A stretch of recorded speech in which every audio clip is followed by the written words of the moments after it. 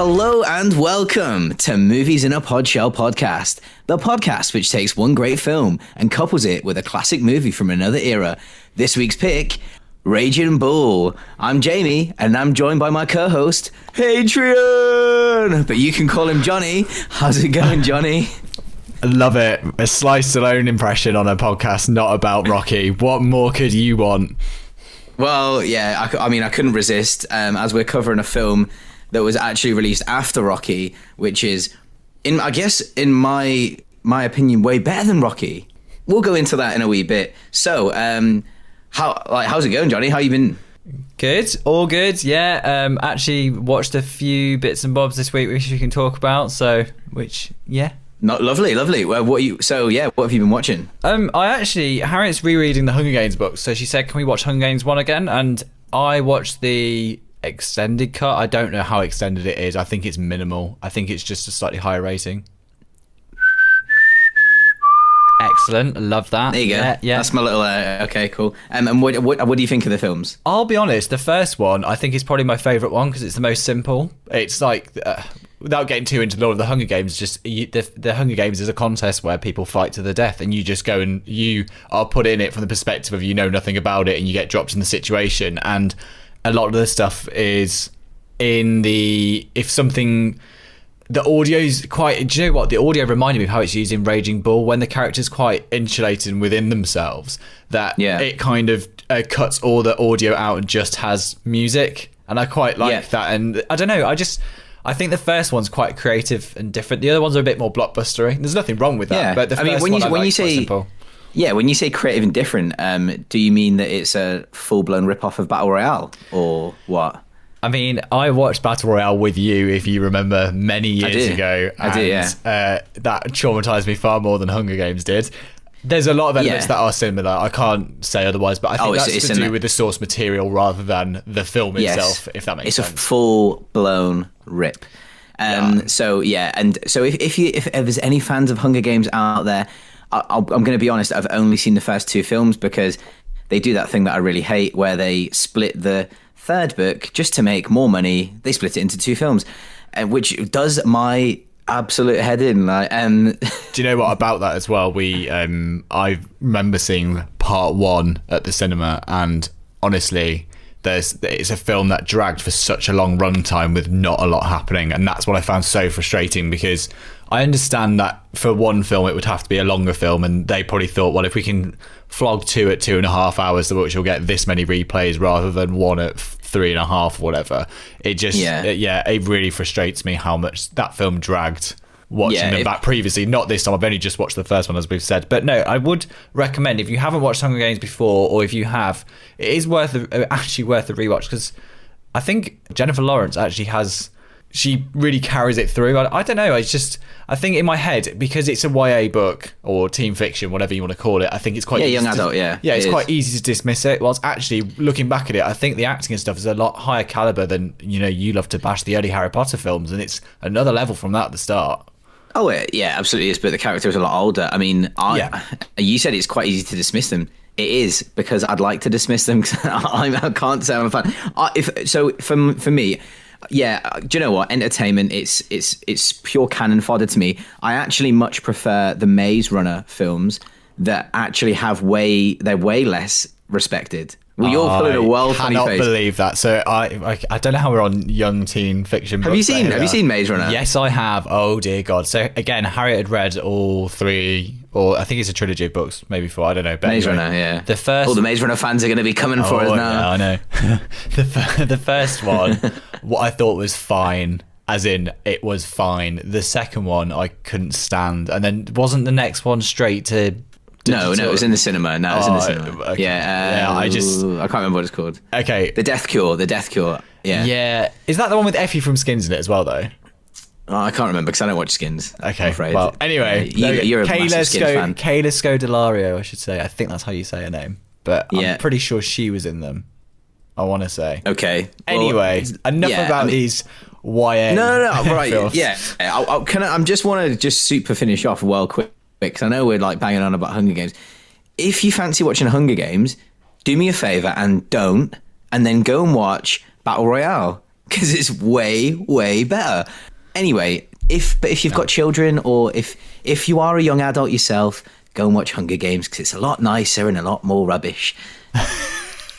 Go on, Johnny. I was just going to say, I had a far nicer time watching Hunger Games than I have when I watched Battle Royale, though, because I'm without giving any spoilers away with that film, there's just one shot, which is basically a shot of a teenager just splattered in blood, just staring at camera, smiling. It stuck with me. I haven't watched that. When did we watch that? Probably a good 9 years ago or something. Probably. Yeah. So I can still picture that, and it still freaks me out. And that's like one of the first shots of the film, isn't it? Because it does a non-linear narrative. You see the end, and then you go back and replay through the events, don't you? I'm pretty sure. Yeah. For those of you who don't know, obviously this is episode 8. By now you'll fully know Johnny, and you'll know that he isn't a huge fan of, like, he can handle gore, but he doesn't like horror, anything like that. So we keep it PG on the show. Anyway, is that all you've watched then? I mean, that's fine. I love that. Is that all you've watched? Apart from the other 2 films for the podcast, pretty much. I've watched quite a bit of TV. Been catching up on stuff recently, but very old stuff. I've been very much enjoying it. Buffy the Vampire Slayer by any chance? No, as Jamie's mentioned, I've rewatched Buffy many a time. No, we're on a rewatch of 24, and what I'm really enjoying at the moment is I'm reading it alongside this book called The Revolution Was Televised, which my cousin Peter lent me, and it's talking about how TV changed and copying. Well, HBO kind of had their premium TV, and 24 was one of the first network things to try and emulate that style, and bringing in a Hollywood actor like Kiefer Sutherland to lead a series and all that thing. And it's really interesting, having read that, to then be watching it and seeing it from a different perspective. For you, what was the earliest thing you can remember that did that? Like, so what TV show really had that proper cinematic feel? What was the first one that you think of? What's the first one that comes to mind? Probably, although I didn't watch all of it, and sorry for this, Game of Thrones was the first thing I thought looked like a proper film throughout that I'd seen and engaged, because I watched season 1 when we were living together then, but aside from that, before that, not much. I mean, I'm a big advocate of Battlestar Galactica, and in my head for years that was a really cinematic show, but actually watching it back, I think I'd glossed a lot of it. It's still a great looking show, but I think I'd leveled it up. How about you? What were you going to go for? Well, I don't know, actually. I think maybe one of the first ones that really got me, that I felt like had like really premium production value, maybe something, and people are probably could fully disagree, like something like The Wire or The Sopranos. True. Those kind of things, they're just like, they're proper dramas, but they feel like films. I'll be honest, I actually haven't seen those, but I must say Band of Brothers was the first HBO thing I saw years ago. And that for me was the first thing when I thought, wow, this is just, there's no worries about budget here. It's a long film, even though it's a series. TV's changed massively, So, that's cool that you've been watching that. So I watched a film called Life, which I don't know if have you ever heard of it? Oh no, there's many different films called Life. The one I watched though was, I think it's 90s. It was Eddie Murphy, Martin Lawrence. You did say. So they essentially, I think it starts off in the 1920s, and they're basically framed for a murder, and they go to prison for life. And one of them's an upstanding citizen, Martin Lawrence. Eddie, he's got a new job. He's going to be an accountant. He's got a girlfriend. His life's going really swell, and he bumps into Eddie Murphy, who's a bit of a wheeler dealer, and they end up being framed for a murder, and they go to prison for life. And it's quite a beautiful film, really. It sort of tackles all sorts. It's really, really funny. First and foremost, it's a comedy, but tackles a lot of racial issues, but also the story is quite a sad story, like melancholic, really, in a way. It's really lovely. It's on Netflix at the moment, so if anyone fancies a good laugh, but maybe a little cry, then you can check that out.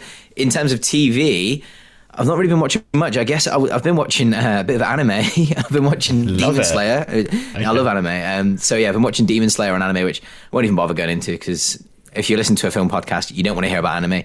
The only other thing I've been watching is Curb Your Enthusiasm, which for me, it's Larry David. Definitely, he's one of the writers on Seinfeld, but he had his own show, Curb Your Enthusiasm. It's been running for 10 or 11 seasons now. For me, probably one of the funniest sitcoms ever. Okay. Like, hilarious. Yeah, he plays himself, essentially. Yeah, he's like, he's not a nice guy. Well, he's a bit of a, he's like, he annoys people, and yeah, he gets himself in a really funny situations, and it's written so well. So yeah, and that's pretty much it for me as well. I hate to bang on about it again, because I know I've mentioned it on the pod for a few weeks in a row now, but it's the last episode of WandaVision now that I've got to catch up with. I've seen all to this point, and I know each week I've been saying about it, but I'm really enjoying Marvel doing something so different. I'm not giving any spoilers away, because I know that people haven't watched it. And Jamie, I know you don't like overhyping, so I'm trying not to overhype it. But for me, it's not the best television series I've ever seen or anything like that. But just the fact it's taking a world I feel I know well, but just doing something different with it. It's just really fun. It reminds me a lot of like an X-Files series, which I think is another reason I like it. But it's like one of the better standalone episodes rather than one of their long season arcs, which never really made much sense in the grand scheme of things. But no, really, really enjoying that. And I'm watching the finale hopefully tomorrow if I get time. And yeah, I hope you enjoy it when you get to watch it. But it's kind of made me rethink about watching some Marvel stuff again. I know we don't talk a lot about Marvel, but I think, no, we don't like to discuss Marvel on the show. No, I know. It's banged on about so I know, much. and I try not to, but I just think it's the first. I was far more excited about this than Falcon and Winter Soldier, which I know is coming out shortly too. But I don't know. Yeah. I just think you'll like it because it's something a bit different, and it's got for me a bit of Buffy vibe, bit of X-Files. So I just think it's really fun. Yeah. I mean, to be honest, I've done my absolute best to avoid spoilers. I will eventually watch it because I really, really I love Elizabeth Olsen. She's great. So yeah, I will watch it. And who plays Vision? Paul Bettany, and he was actually really good in Star Wars Solo, which is a film that I've only seen once, but it's one of those films that I really want to go back and revisit, because a lot of people at the time said Rogue One's the good one and Solo's not great, and then actually I think it's kind of had a second wind where a lot of people have kind of got behind it, so I'd be quite intrigued to watch that. But anyway, that's enough on Disney Marvel films before Jamie blows his top. I'm close to exploding right here. I'm very angry. Yeah, anyway, this isn't a Marvel show, is it? How about we chat about a little man called Martin Scorsese? Oh, how about we chat about a little man called Martin Scorsese? Ladies and gentlemen, this week's film is Raging Bull from 1980.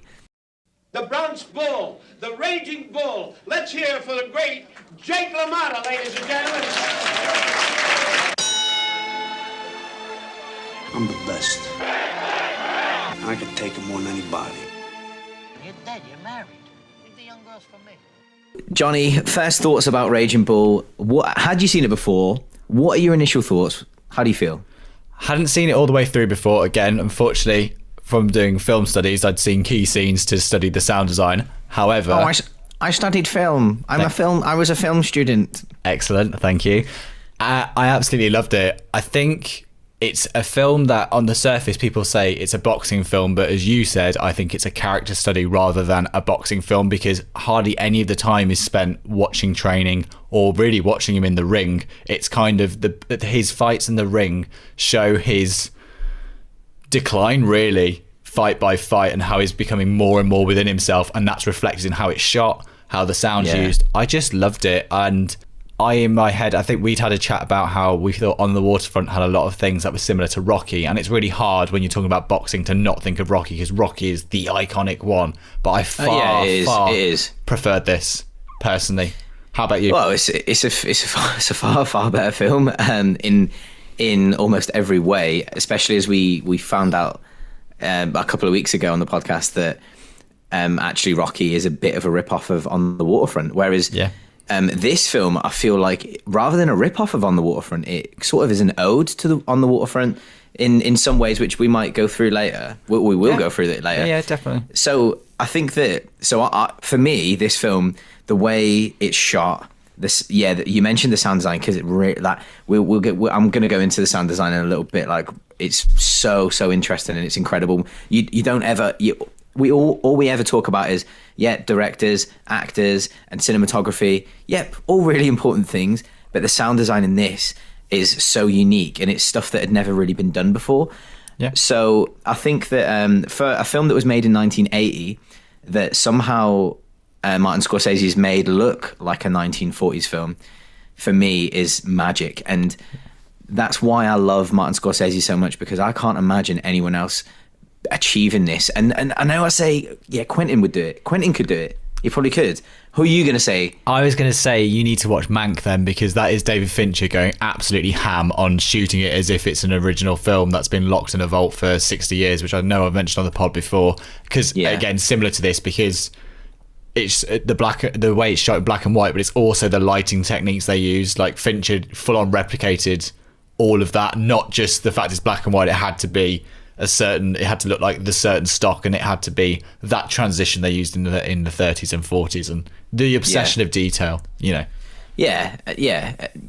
But for me, so for me, I think, and I mention it all the time, like, Scorsese brings a certain romance to film because you know his background, and you know how much he loves film and that kind of thing. He is a pure stickler for all the detail and wants to bring that to the screen, I guess. So, I mean, it's a really interesting story about the film. I guess we could start off by saying, yep, Raging Bull is a film about a boxer, a real life boxer called Jake LaMotta, and it's essentially about a biopic, really, about his life, and a dramatized biopic, albeit, but there's certain details that we'll go through about him as a character. So this film come off the back of, what film was it, Johnny, that had just been made? New York, wasn't it, by Scorsese? Yes. So Scorsese had just made New York. So Taxi Driver was the film that Scorsese thought wasn't going to do well and no one would like it, but it was a very personal film to him. And then New York was the film he thought everyone would like, and then nobody liked, and the critical reception was really poor, and he was on record saying he thought he was done. And he at the time had a lot of personal issues. I'm not sure if he was going through a divorce at the time, but I know that he had an addiction to cocaine. So he had it. Yeah, he had a it's okay. It happened.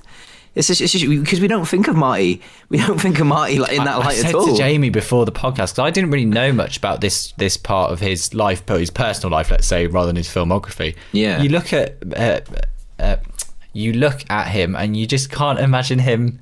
You know, he's just he's cute. He's Martin Scorsese, I just can't imagine it. But anyway, he cocaine overdose and he nearly died. Yeah, so he was in hospital. Yeah, so De Niro actually, he got the script for this, he read the book of this story when he was filming The Godfather Part 2. So it took 4 years from that point to when he got Scorsese to direct it. But it was almost a lifeline for Scorsese, because he said that if he hadn't directed this film and De Niro hadn't pushed him into it, he probably could have lost his life because of how out of control he was. And again, I didn't realise he was ever that out of control. Yeah, he had no interest in making it whatsoever. He was never a fan of sports. De Niro presented him with the book, and he was in hospital at the time, and he read it. And so apparently Scorsese related it to his own life, and he saw it as an avenue for redemption, and to save his life and his career. It's remarkable, really. I didn't know that story myself until I'd done a little bit of research afterwards. Like I say, everyone, we don't just roll up in here. We don't just watch 2 films and roll up in here. We watch Hunger Games, we watch WandaVision, then we roll up in here. That's it. No. So yeah, so that's I guess the background of it. The film opens actually with like a really, really cool scene that I absolutely love, and it opens with a song, Intermezzo from Cavalleria Rusticana, and that opens up with Jake LaMotta in the ring, and he's like shadowboxing, isn't he? Yeah, and it's just it's lovely slow motion, and it's shot, the framing. Sorry, again we're going to go on about framing. It's shot between the 2 ropes, so he's framed. You see what I mean? So the ropes that are in the center, then his figure is within that placement. And it's just glorious, and it's just him shadowboxing as the bulbs are going ka-ching, ka-ching, lighting up bits of the screen. So you kind of see the depth of the audience through the flashes of the bulbs. It's great. Yeah, the score is like, I can't remember it off the top of my head, but it's really I really loved it, and it fits perfectly. It's a little bit like Ave Maria, and it's very much like that, yeah. Isn't it? Like in shadowboxing, I feel bad because I've mentioned that song and not actually the real one. But the song is Intermezzo from Cavalleria Rusticana. I've just mentioned it. So, but at that point there, that ring that he's in, it almost looks like massive. At that time a cage. It's a cage and it's massive. Yeah. And and this is really poignant. He's in there fighting. He's shadowboxing. He's fighting no one. He's fighting himself. And that is literally the beginning of, that's a small little anecdote that leads you through the film, and you feel that, don't you, throughout the whole 100%. Film. He is his own worst enemy. And I said to Jamie, it was really hard watching this film because he's a really unlikable character. And I think what Scorsese does with a lot of his films is he takes people who really are unlikable characters and makes us care about them. And I said to you, it reminded me of Wolf of Wall Street. Very different with a lot of things, but Jordan Belfort's representation in that film is very much of how despicable he is, and look at all this crazy things he's doing, look how obscene it is, but he's so much fun. But Scorsese, I want to go on a night out with him. But Scorsese says if you show these people and don't hold back, people are more likely to care about them. It's when you try and censor them is when you can't relate to them because you can't get a sense of why. It's that self-destructive mentality, and you talked about the lack of trust with people. And absolutely. Yeah, and it's important to know the person that. So Paul Schrader wrote this film, and Paul Schrader for me is a bit of a legend. So he obviously wrote Taxi Driver as well. Mm-hmm. He wrote a film called Rolling Thunder, which is actually, check that out. That's fantastic. That'd be the perfect pairing for Rambo, which we might do somewhere down the line. Yeah. And he also wrote First Reformed and directed it. So he's got a really decent catalogue, and there's other films I haven't even mentioned because we're not going to sit here all night talking about it. But yeah, Paul Schrader strikes again, and the film starts out of, it's not linear, is it? So it starts at the end. Yeah, it's non-linear narrative. So it's him in a dressing room. And 1964. It really threw me off because I thought, has De Niro got makeup on? Is it real weight gain? And I believe it is real weight gain. So majority of? Yes, the majority of. So I think he put on a good 40 pounds, which is so much. It's destroying. So I would have liked, if it was me, I'd have been like, can we do it back to front, please? Like, can I be fat first and then get into shape? So, and the next thing I've got in my notes is that you see De Niro, like, I think it starts off in a fight, and the shape, he is in shredded, unbelievable shape. I've never seen him look like that in anything. He looks incredible, doesn't he? I'm sure the trivia, people have read similar things before, but it said he did almost like 1,000 rounds by the time he'd done the training and just getting into it. And also because his brother in the film is Joe Pesci, so a lot of the film is about their relationship. Yeah, Joe Pesci plays his brother. Yeah, it's his manager as well. They've got they've got a really great relation. Oh well, I say great relationship. They're a very believable relationship. They actually, I believe, they lived together for months, and then they became best friends. Yeah, exactly. Yeah, they were training together and all sorts. Again, important to note at this point, Robert De Niro was actually trained by none other than the Jake LaMotta. So really interesting. He had actually, so you say he'd done 1,000 rounds of boxing. So apparently De Niro had a real talent for boxing, and he entered 3 real boxing matches, and won 2 of them in Brooklyn. But didn't he draw the other one as well or something? I don't know. Yeah, I don't know. Yeah. Okay, but anyway, very impressive for a guy who's an actor. His transformation in the film reminded me of something like Christian Bale, who's the only person I know who really morphs his body from The Machinist to then in Batman Begins, when he got so stacked they told him he had to lose weight again because he'd gone from one extreme to the other. And then he went Vice he put on loads of weight. The Fighter, he lost loads of weight for The Fighter. He's constant. Like Bale is, that's going to take a toll on his body at some point. 100%. I think certain actors commit in that way so much so, and again, as I said, De Niro, it's method acting, isn't it? It's a form of method acting. I really want to mention, so we're not going to go through this film scene by scene because we don't do that. Not anymore, anyway. Do you know what I mean? It's our 8th episode. We're evolving. Do you know what I mean? We're changing, and we're just going to go with the flow. Not because we don't care, but because it's just nicer for everyone. It is important to know it does start off with him in a boxing match, and we're going to go through what that looks like because it's boxing matches have never been shot like this before. But after this boxing match, something happens. He basically loses the fight on points, but the guy, he shouldn't have lost, essentially. Like, there's a lot of corruption in terms of the judges. He's clattered him to the point where he is bleeding profusely, stuck on the ropes, this guy. So he can't stand. He's got to be carried back to his corner. He can't. He's got. Yeah, exactly. But I just want to really mention, because this film, like we said, it's not a boxing film. This is a film about masculinity. It's about paranoia. And at this stage now, there's a riot because everyone wants Jake LaMotta to win. There's a riot, like, kind of thing. Everyone's like throwing chairs, all sorts. And there's a scene where this woman gets trampled after the fight. So she falls over, and this woman is trampled by this crowd of people.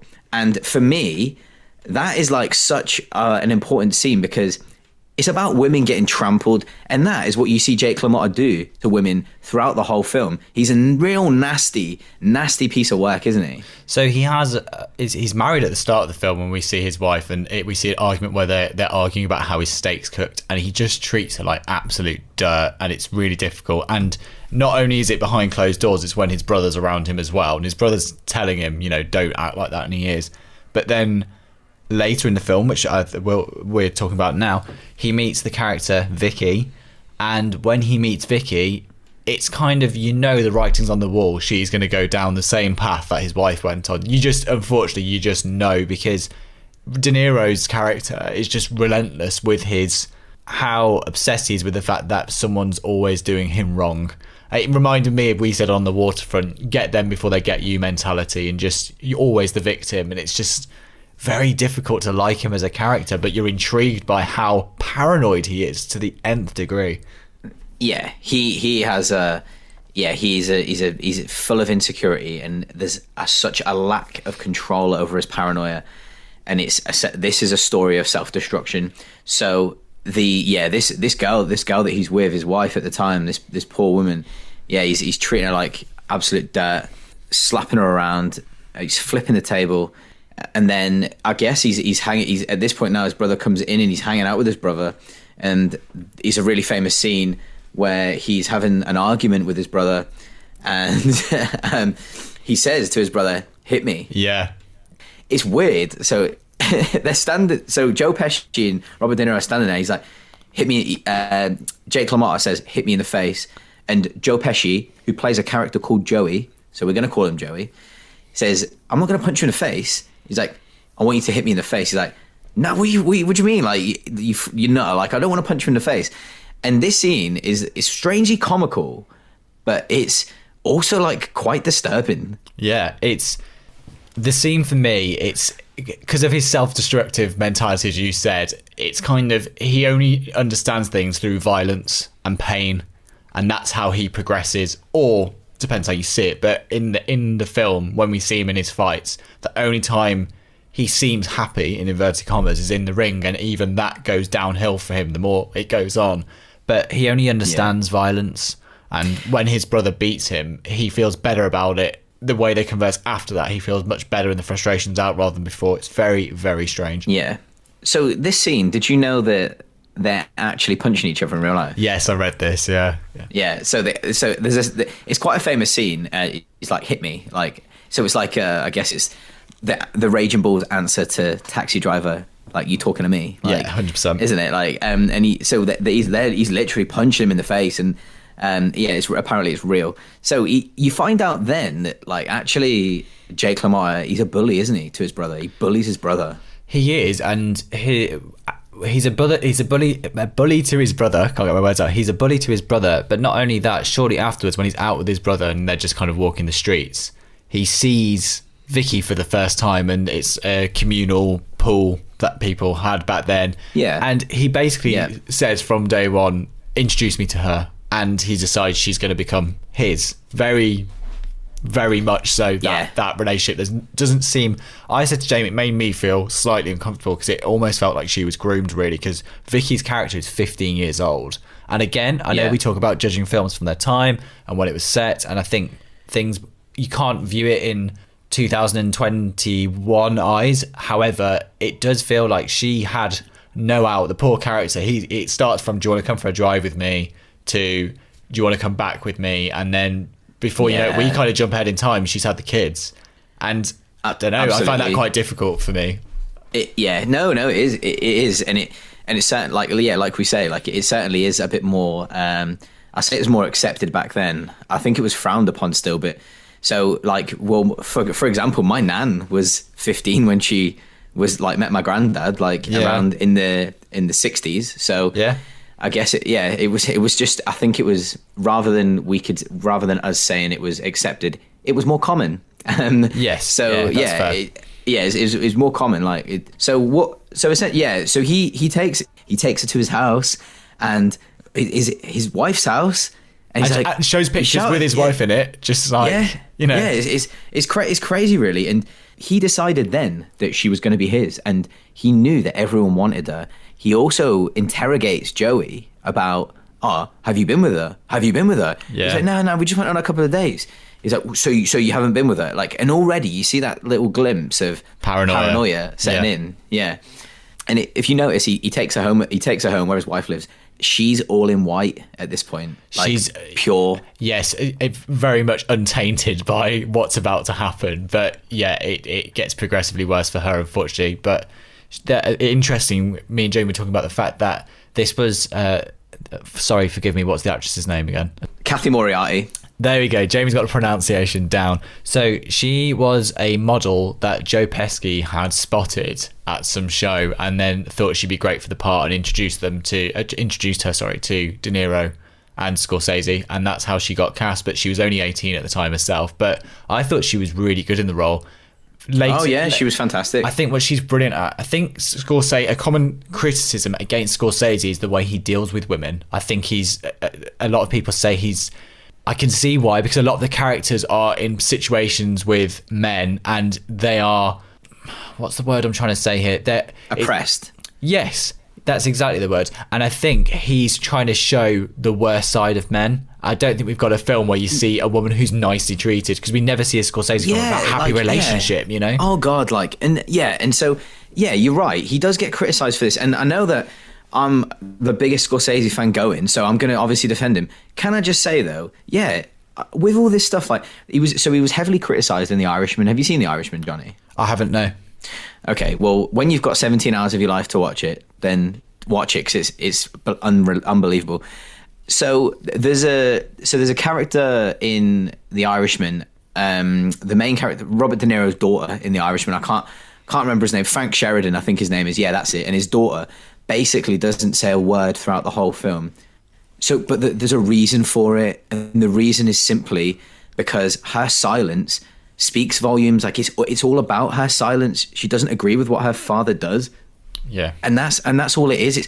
And sorry, Tarantino got criticized for the way he treated Margot Robbie as well. And that was a creative choice, which we talked about in the episode we did on Once Upon a Time in Hollywood. We said it was treating her as almost an angelic presence, rather than actually trying to make her a character we could understand, because it was whatever he did was going to go against potentially the memory of Sharon Tate. So I think they tried so hard to keep it as absolutely. And I know what.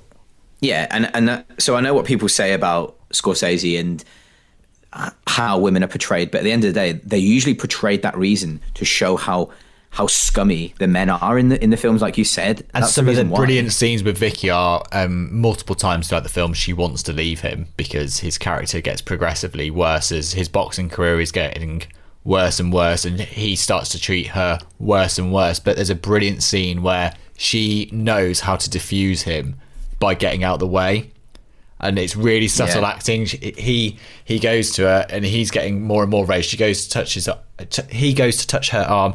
She just slinks away, and she just gets in the bathroom and locks herself in. And it's shown as something that's obviously happened multiple times, because this is the get out of jail routine to get out of that scenario. And it's harrowing from what you don't see, because you know it's not the first time, and that's what's clever with that scene.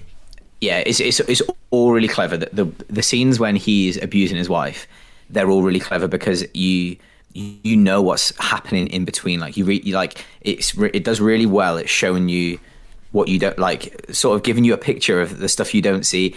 And I think actually, like, Vicky's character's amazing, because she's actually like she's not a battered wife. Like, she's a really strong character. Like, she's a strong character, and she sort of does what she wants. Like, she will go out, and because she's not seeing him, because he's out to all hours, not with her. Yeah.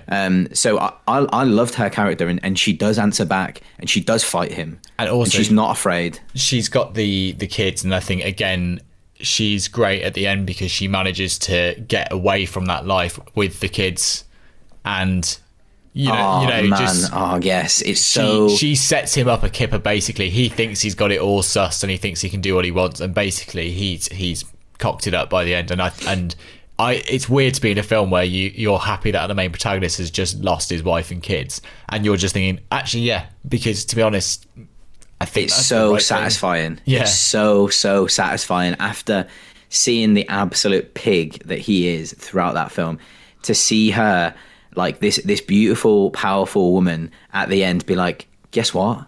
I've sorted it all. See you later. I'm taking the car and I'm taking the kids. Had your wife, had your kids, like, and then she is gone, and that, like, it's so like, yeah, I love it. I love that.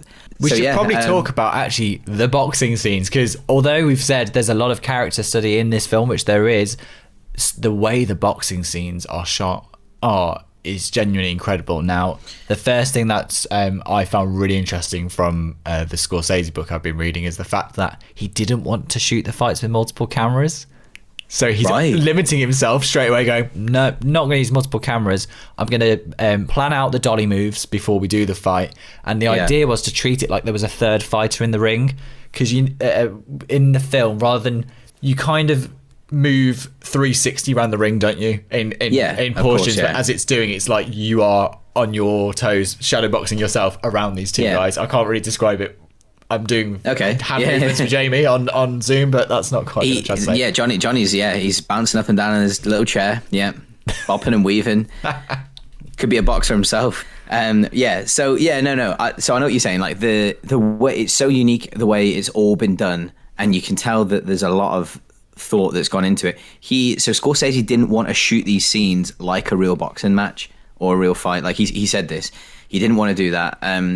So there's a lot of scenes where you just don't often see. It's almost like a game at times when you're looking through the eyes of one of the fighters, just looking at the other fighter, and it's square on, isn't it? A lot of the time. Yeah, it's shoving you in the different perspectives. But I think a lot of the reason they did that is they talk a lot in the book of this film, in the production of this film, about how they had to try and separate it from Rocky. The reason it was green lit, by the way, is because Rocky was so successful. So that's why it got the funding to do it, but they were trying to differentiate it, and a few things they did for that's one of the main reasons they shot it in black and white, was so it wouldn't be compared to Rocky, but also because it's more appropriate for the era they were talking about anyway.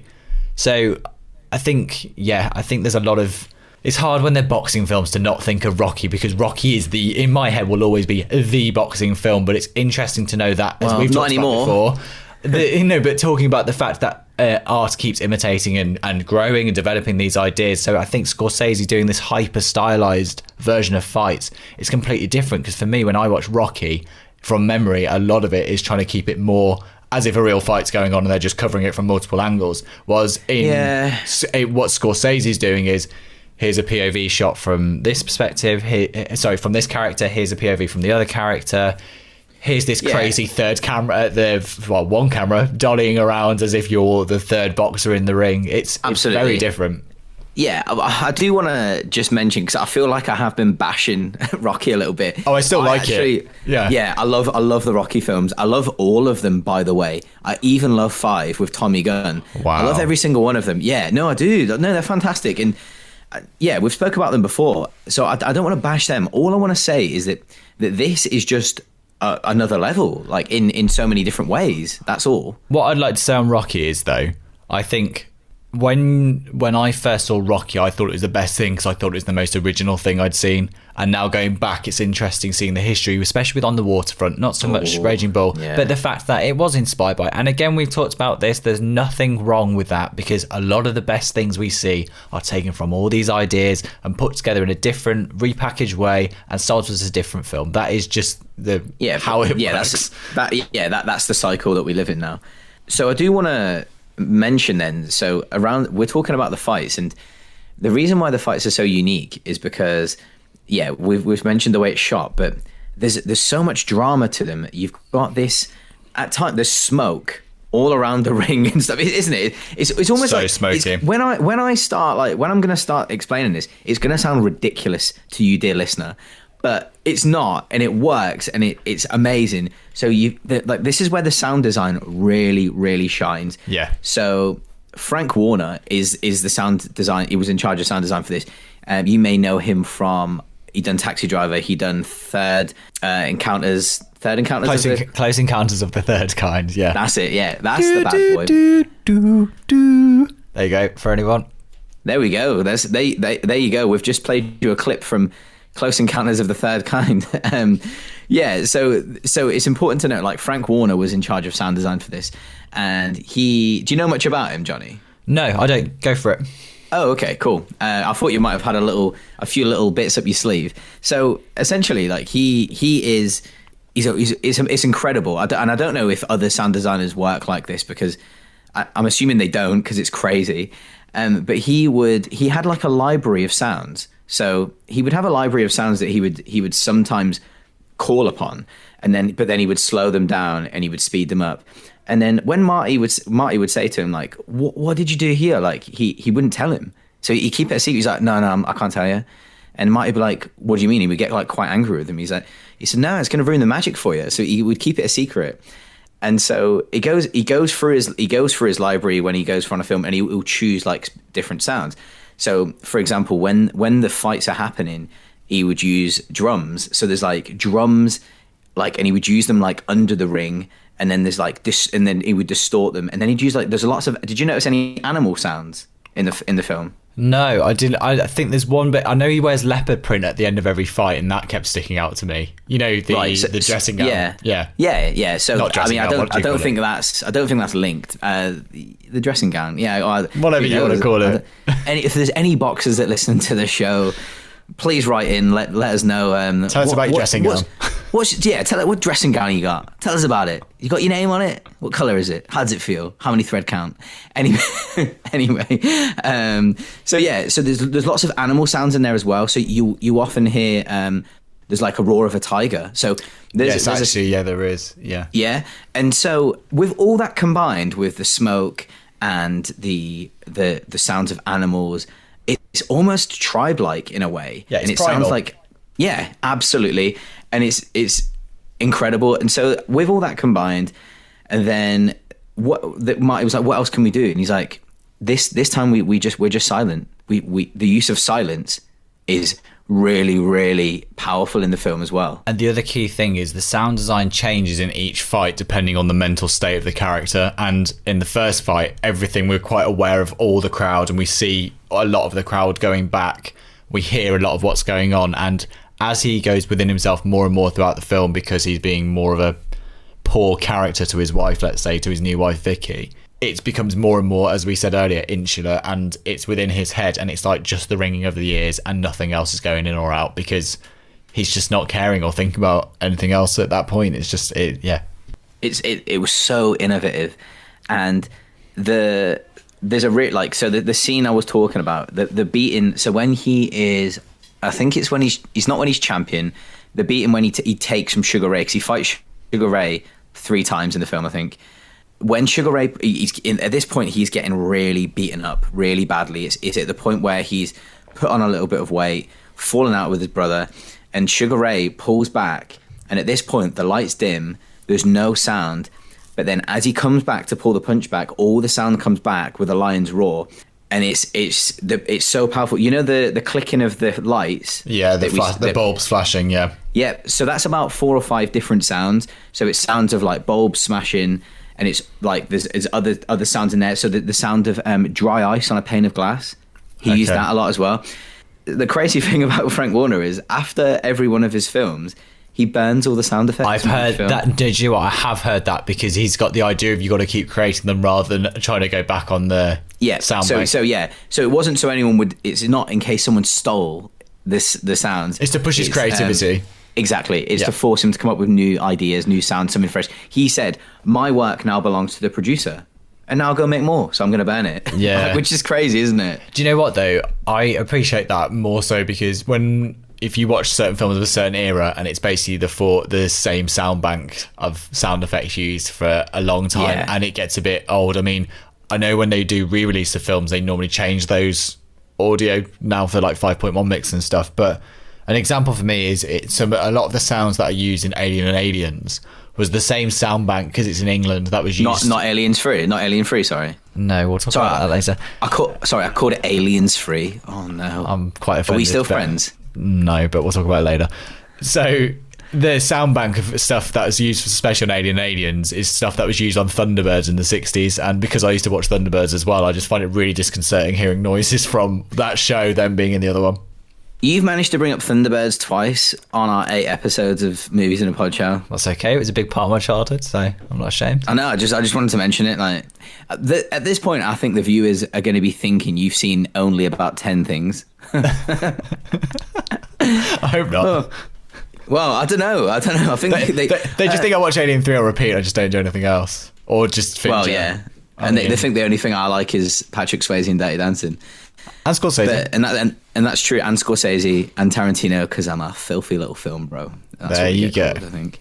So yeah, I guess where are we going from here? I think the point of the journey that he's gone on, as we mentioned, he goes within himself, and with that, like at this point now, he's kind of like we know he's a wife beater, we know he's a nasty man. We know his paranoia at this point. So it's important to mention that we haven't mentioned it much. He's obsessed, isn't he?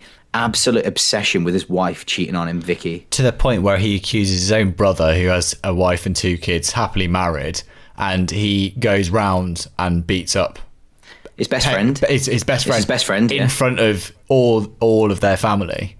It's that scene is sickening to me. So. I don't know why, because it doesn't take much. No, sorry, it takes a lot for me to really feel anything. I mean, not to get too personal. Like, I don't mean that. I mean, but that scene really affected me. So it all culminates when he's talking to his brother. So he's just won the title, and I actually noticed this. So he just won the title, and after he won the title, he's sorting out his TV. And he's fixing his new, I can only assume it might be a colour TV. And that's the first time in the whole film we see a set of stairs. So his wife comes into his, must be a new apartment, and she goes up the stairs. And that's the first time we see stairs. So it's kind of like we add up the fact that he's got a new TV and he's got a set of stairs. He's got more money. Yeah. Because he's won the title. Finally won the title because everyone hates him. All the judges hate him. The Boxing Association hates him because he's just not their guy, is he? No, I mean, I don't think that's a bad judgment considering what a character he is, let's say.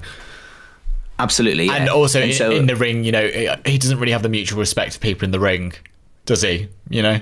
No, they hate him. They absolutely hate him because every time he wins, he just rubs it in their face.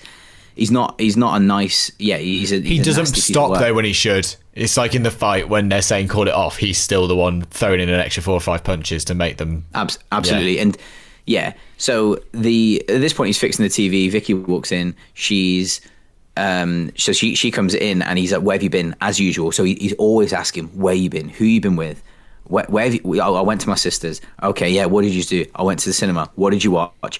It's constant interrogation. He's controlling her at every moment because he's so scared and paranoid that she is his property and she is with someone else.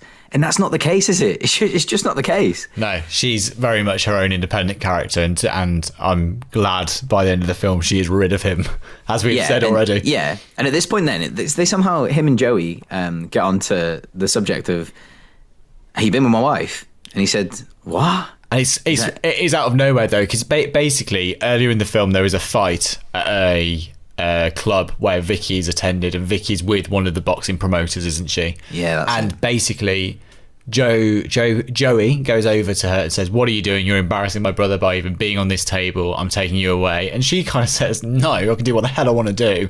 And he makes a real scene to the point where the promoter chases after him, and Joey starts such a fight. It culminates in him grabbing a taxi outside, opening a car door, and smacking this guy's head between a car door and this fight outside, and it's brutal. And by the way, this is because he's feeding into his brother's own paranoia, because Vicky is actually doing nothing wrong. She's with a group of women she's doing having drinks at a table. There is nothing to worry about. But Joey's kind of defending his brother's honour, which is bad as well. It's also toxic masculinity because he doesn't need to be doing it, and he creates a scene from something that doesn't need to be. But later on in the film, Robert De Niro's character finds out about this altercation, but he's never told by his brother why, and he asks him why, and he said, is it because you've been with Vicky? Is that what this is about? And that's how it leads on. And it's crazy because in his own deluded way, Joey was helping his brother, but he actually just fueled the insecurity to the point of, because you've not told me, something's obviously happened. Absolutely, his brother's completely loyal, and I'm so glad you brought. I'd forgotten about that. I can't believe I'd forgotten about it. But Joey's a little terror, isn't he? We all know Joe Pesci's an animal, and he literally puts this guy's head in a car door and slams this car door over and over again. And we've seen it in another film, Johnny. For top marks, what film is it in? Do you know? Was it on the waterfront? No. It's a film. I'll give you a clue. Early 2000s. I don't think Snatch, but not Snatch. No. I'll give you another clue. Right here, we're having a little quiz time.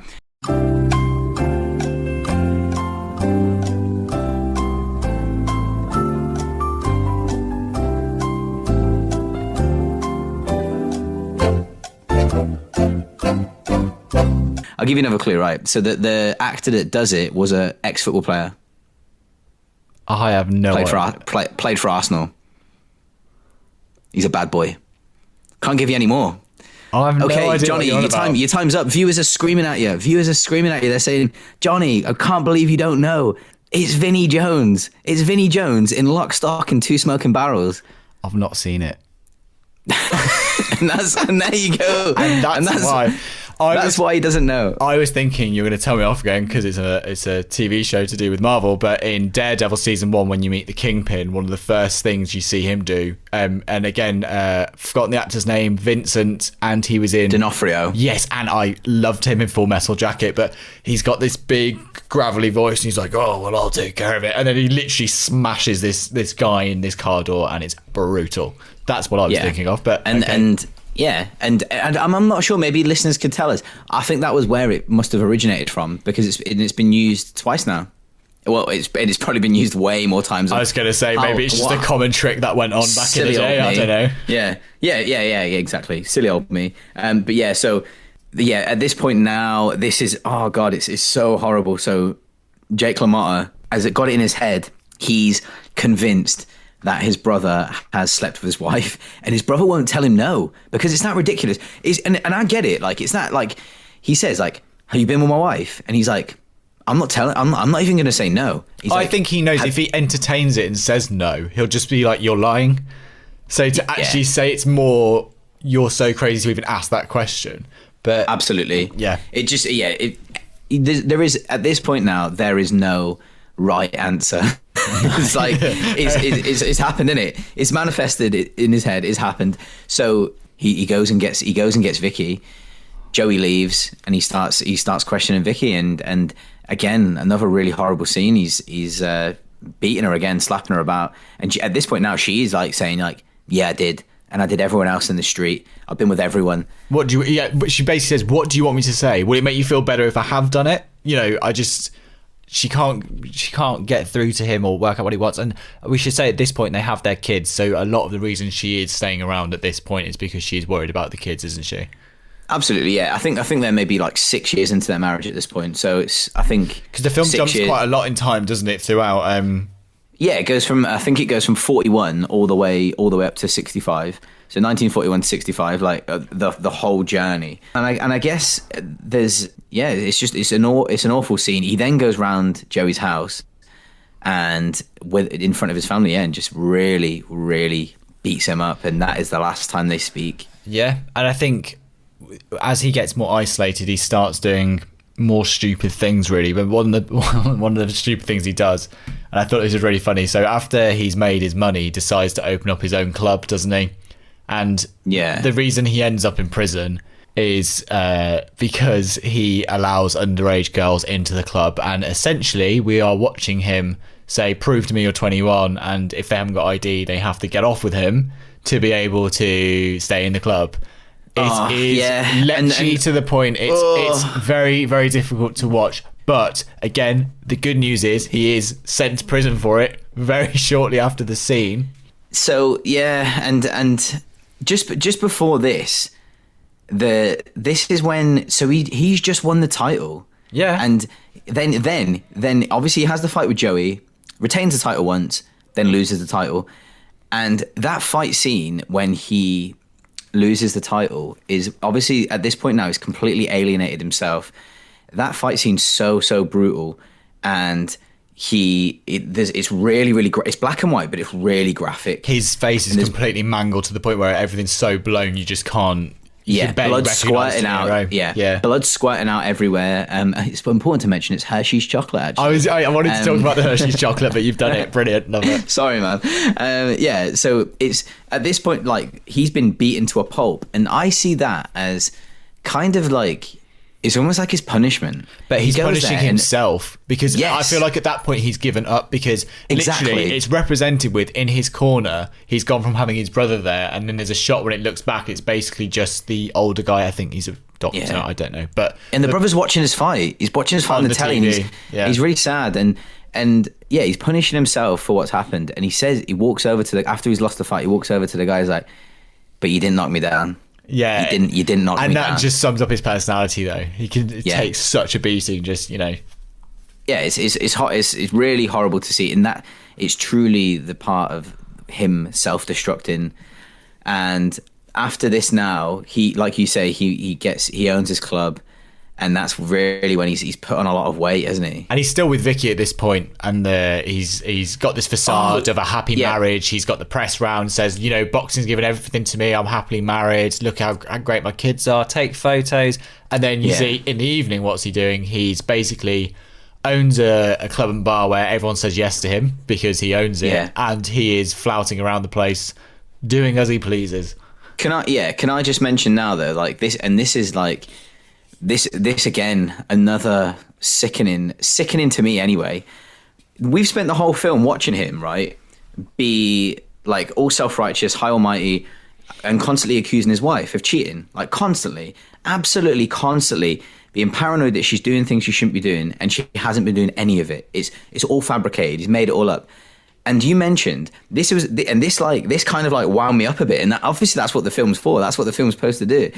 He's then saying like, "Oh, how old are you?" Like, "Oh yeah, you haven't got ID." Well, you know what you've got to do then. And then he's kissing these women, like, and so after the whole film, after like an hour and 40 minutes, you've watched him treat his wife like dirt that hasn't done anything, and he is the one that's given it all that. I was like, and oh my God. People in these really uncomfortable situations, it's just, it's really grim. But he's a piece of trash. We must talk about one of my favourite scenes in the film is after he's been arrested, and this is his comeuppance because he needs it at this point. He starts beating the wall, and he is so self-destructive. He's literally smashing his fists against the wall. I don't think he's in ISO. I think he's just a normal cell, but he is just bloodying his fists to the point where there's nothing left because he's just so frustrated. And again, it comes with the idea of the raging bull, doesn't it? The fact that he is literally like a bull in a china shop, or whatever you want to say. He's just tearing the place up. Yeah, he's punching the wall. He's headbutting the wall. And at this point now, he's pretty much all washed up. No money, big fat belly. That's what I wrote. Excellent. He's all washed up, no money, big fat belly, full stop. Yeah, he's gone from having his own place to when he gets out of prison, he goes to do like talks and host evenings. It's stand up. So he's doing like he's the au pair or whatever compare or whatever. Yeah. And so he comes out and he does a few jokes. These jokes are like really terrible, like not and funny, dark, but like full on dark. Yeah, and people are laughing like. And it's all jokes about women. So it's jokes about like, oh God, my wife's such a ball and chain, like that kind of like all that like misogynistic joke. Like, and ironically, he hasn't got a wife at that point though, has he? He's just slamming. No, it's funny because so he goes to prison and he comes out and he's got a smaller bar. Yeah. So the bar he's got next time is a smaller, and he's had to try and bail himself out by selling the diamonds in his belt. Yes, but Jake at this point decides rather than take his whole belt, he'll smash the diamonds out of the belt, when obviously his belt is a hell of a lot more valuable in one piece than it is there's only one of them. There's only one of them. But it shows... It includes the diamonds. But the belt includes the diamonds. Yeah, but it shows the brute mentality. Like, as we keep saying, the raging bull. He literally just doesn't think the process through. He's just like, yeah, I'll smash up the thing, take the diamonds out. Why not? It's just, yeah. And I guess we can kind of leave it there. Yeah. Really. Well, there's not really much else to talk about. But the one scene we did want to talk about, which is Robert De Niro, Jake, is looking in the mirror and is quoting to himself at the end, at the end, on the waterfront. Now, I know from the book I've just read that they did multiple takes on this, and De Niro was obsessed with the version which was more emotional, but they wanted it to look like poor acting because it's the character reciting the line from a film. So imagine as an actor how difficult it is to act the bit that Brando does, but do it acting as the person you are portraying. Inception. Yeah, Inception acting, literally. And I think it's brilliant because he believes he's hard done by when he delivers that part, because the speech is... Basically, we've quoted it on the pod before that I could have been a contender, I could have been somebody, you should have looked out for me. And he's referencing... Charlie. It's your fault, Charlie. Yeah, and he's saying this as if it's linked to his brother, when his brother has done nothing but stand by him throughout. Yeah. And it's like, it's probably easier for him to believe that's the case than it is to face the fact that he pushes every single person in his life away throughout the whole film. Absolutely, the quote. I think the quote is like he mentions Charlie, who is Marlon Brando's brother, and that's how we know it's from on the waterfront. He says like, "Oh, it was you, Charlie," and it's funny because actually, in On the Waterfront, it was Charlie. It was his. It was his fault. Like he 100% did leave him in Raging Bull. Like Jake LaMotta's just looking for an excuse to blame someone. And it's the closest person to him. It's his brother, like the one that's actually look. He's got nothing. Joe Pesci in this has got nothing but good intentions for his brother. He wants him to do well, doesn't he? The whole film, he's the one saying you need to stay on side with the sponsors and the promoters. Then you can do this fight, and then we can go for the championship. I'll help it. I'll smooth it over. And he literally, De Niro's character at every point sabotages it. I'm not speaking to him. Why would I speak to him? Don't tell him to come and watch me at training. He can't come and watch me at training. He just sabotages it because his paranoia kicks in for everything, even his boxing. It's not just his relationships; it's his own boxing career. Yeah, usually like Martin Scorsese's like sometimes like criticized for like the amount of what's it called, monologue he uses, like not monologue, the voiceover and stuff. What he uses like. I always wanted to be a gangster, that kind of thing. Like someone explaining, I can't remember what it's called at this moment in time. I'm sure someone will write in and tell us. But it's important to note in this film, it has zero voiceover in the whole film, and actually, it just relies on Robert De Niro's acting and the characters around him reacting to how he acts, and his acting's incredible. He's so good. One of his best performances. Yeah, I think it's brilliant. But one thing I haven't spoke about, which I want to mention, is we talked about the slow motion at the start of the film when he's doing the shadow boxing. But there's a lot of moments in the film when he meets Vicky. She's in slow motion. There's a lot of moments where a large event or a big event in his life is about to happen, and time slows down, and it's almost him recognizing something's about to change. So whether it's meeting Vicky, or there's another scene where he sees the promoter we talked about, and he turns around, he turns back to give him a look, but he's clocked the look and he's not happy with it, so it shows it in slow motion. And then the next time he sees him walking in at the bar, you see it in slow motion, and it's almost, for me, like, this is probably going a bit too far with it, but you know when you hold up the red flag to the bull and they're getting triggered and they're about to go, for me the slow motion is what he's feeling at that moment, whether it's in it's not too far. Like that's how you've interpreted it, and I love that, like, because we should all interpret it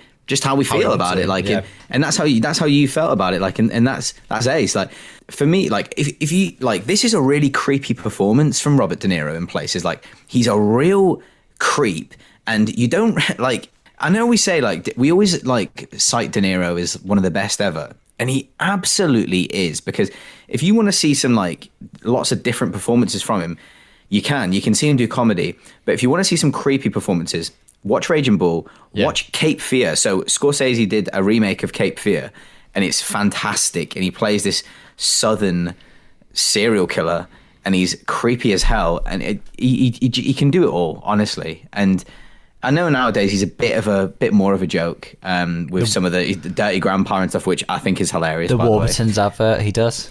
Was it Warburtons he did? There's the Warburtons advert. What? Yeah. There's another one where there's like for our US listeners. Sorry, for our US listeners, Warburtons is bread. It's a loaf of bread. I'm pretty sure you have loaves of bread. Do they have loaves of bread in America? Yeah. Yeah. Yes, they do. Wow. Why do you call it? God, can you give me a loaf of bread, man? Oh, God. Is that what you'd say? Is it a loaf? Is it a loaf of bread? I feel like I've never heard an American say loaf of bread. Is it just as British? Is it? I have no idea. Let's find out. Run down the old shops, get us a loaf of bread. Anyway, and on that any note, any American listeners, let us know. What do you call your bread? Right, cool. Onto the film we've linked it with this week. We've had a pretty funny episode, I think. We're gonna link it with a film that isn't boxing. We've done it again. We've gone to Kubrick. It's Eyes Wide Shut. Why have we linked it to that, Johnny? The film very much is about the insecurities of individuals, and it's also about a lot of self-destruction, but this time within a marriage. Well, I suppose Raging Bull is also self-destruction within a marriage, but this is another level again. Absolutely. You wouldn't look at these two films side by side and say, they look pretty similar, because one's a biopic and one's an erotic thriller.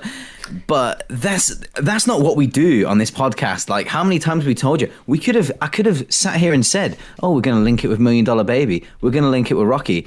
But no, because how obvious is that? We linked it with Eyes Wide Shut, and the reason why, neither of us had seen it, but we knew the story. We want to introduce ourselves a little bit more to Kubrick, because he's apparently a bit of a legend, bit of a big deal. Damn straight. So this is a film about a couple. It's starring Tom Cruise, Nicole Kidman. 1999 it was made in. It was Kubrick's last film, which is really sad. And it's a film about it's an erotic thriller. It's a film about a marriage and the destruction of a marriage. It's about cult. It's about paranoia. Yeah, it essentially revolves around only a very short period of time. It's around 48 hours, maybe 3 days. That's how long the film is. Well, yeah, that's how long it felt. It's quite long. That's how long it felt. But it's the fact that it essentially is, we see a married couple go off to a dinner party, and everything changes from that one party. And the Tom Cruise's character, Tom Cruise and it's a One Crazy Night. Yeah, sorry, it was a One Crazy Night film. Yeah. A little bit for me. Yeah, and Tom Cruise and Nicole Kidman were married at the time. And they are playing the married couple, but essentially Tom Cruise is off flirting for the evening and with some ladies around, because he's a doctor, and he's basically got... I did find with this film, there's a lot of people throwing themselves at people to the point where it was a bit... Was that just me? Yeah, no. The first dinner scene, there's a lot of people going up to Nicole Kidman. I know it's Nicole Kidman and Tom Cruise. They're good-looking people. I'm not stupid, but within the first scene, they are approached by so many different people throwing themselves at them. It's very hard to kind of... It's like, okay, we're in this kind of world, fine. And then... I was going to say, that never happens to me at parties. But Tom Cruise... Nicole Kidman spots him with the two ladies and gets jealous, so she dances with another man, but they're kind of making eye contact across the room, and it's you're kind of trying to gauge how far will they push it and what will happen, and essentially what we find out is what does happen from there. I know we don't go too much into spoilers from here, and I think we should be careful with it. No. We're not. Yeah, we never go into spoilers for the second film. We obviously, it's important to give you the premise. Tom Cruise is a doctor. Nicole Kidman she's a mother. She's a mother, and Tom Cruise is really well to do. It literally begins with them two getting ready for a party. And it's again important. She says, "How do I look?" And he doesn't even look at her, and he says, "Perfect." You get the impression things she calls him out. So road. Yeah, she does. She says, "You didn't even look at me." And he says, I don't need to look at you because I love you and I know you're always beautiful. And it's kind of showing the fact that he's not giving her the time and attention. Neither of them are giving each other the time and attention they deserve. But also the first scene they do is it shows when they're getting ready for the party, Nicole Kidman's on the toilet finishing up while Tom Cruise is going in to get ready. Finishing up. No, but the finishing up. The point being, though, it's trying to show that, you know, they're that far into the relationship where they're not worried about the Graces with that kind of thing. And you see what I'm trying to say? Yeah. Oh, are you ready to go? Yeah, I'm just finishing up. Anyway, that's got a completely different meaning now to me. Yeah, no, I fully understand what you mean. You get the impression at this point now that Tom Cruise he's very well to do. He doesn't give her the attention she deserves. Like, she wants more from him, and he isn't that bothered. And he's also right? idolized in. It seems to be he's like idolized by people around him. He's like the heroic doctor. I mean, if you look like Tom Cruise and you were a doctor, you probably would be treated like an absolute hero. But he goes round and everyone adores him. And I think she finds it hard because I don't think Nicole Kidman's character knows where she fits in with that. And I think she feels like an afterthought, and that's where the frustration stems from in the marriage. And then of the events that then follows with them trying to bait each other into what happens next. It's very much because of the fact, like you said, they're not having a good phase in their relationship because they're not doing the basic things that they were obviously doing at the start to be together anyway. Yeah, essentially, 100%. Yeah, 100%. I think we should talk a lot about, though, the film itself and Kubrick's. I know we're back on praising directors, but here we go. In terms of, this was his last film, so for me, it's really important to enjoy it for what it is. Some of the lighting and cinematography throughout is gorgeous, because I know we've talked a lot before about with Kubrick, he tries to use a lot of natural light on set, but when I say that, it's kind of motivated light. So it's the film set at Christmas time, so we've got loads of neon colours, haven't we, Jamie? We've got like pinks and blues. Is it a Christmas film?